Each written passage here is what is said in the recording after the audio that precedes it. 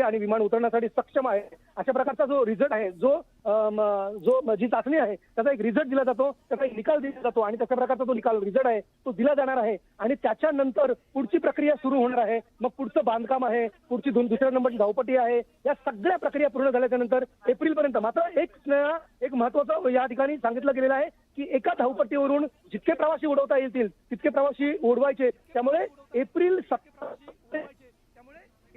17 पर्यंत पहिली धावपट्टी जी पूर्ण करून या ठिकाणावरून प्रवासी वाहतूक सुरू होणे जाणार आहे।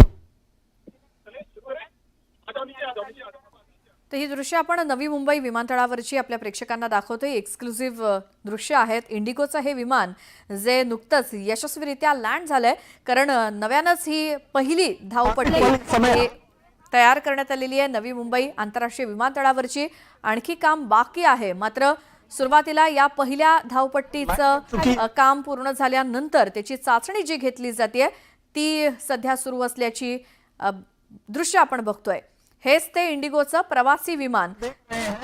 काही अधिकाऱ्यांना घेऊन हे विमान यशस्वीरित्या लँड झालंय अशी माहिती मिळते आणि नवी मुंबई विमानतळावरती हे विमान लँड झाल्यानंतर त्याचं पाण्याचे फवारे मारून स्वागत केलं जातं। याचा अर्थ ही चाचणी यशस्वीरित्या पार पडलेली आहे।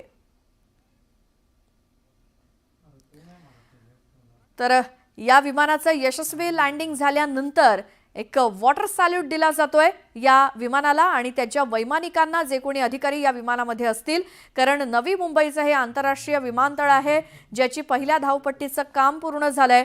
आणखी धावपट्ट्यांचं काम सुरू आहे, मात्र पहिल्या धावपट्टीचं काम पूर्ण झाल्यानंतर त्याची चाचणी घेणं महत्त्वाचं असतं। आधी लष्कराची विमानं आणि आता हे इंडिगोचं प्रवासी विमान तिथे लँड झाल्यानंतर पाण्याचे जे बंब होते त्यांच्याकडून वॉटर सॅल्यूट दिला गेलाय। अर्थातच ही चाचणी यशस्वी झाली आहे असाच त्याचा अर्थ आहे आणि हेच ते इंडिगोचं प्रवासी विमान आहे ज्यांनी यशस्वीरित्या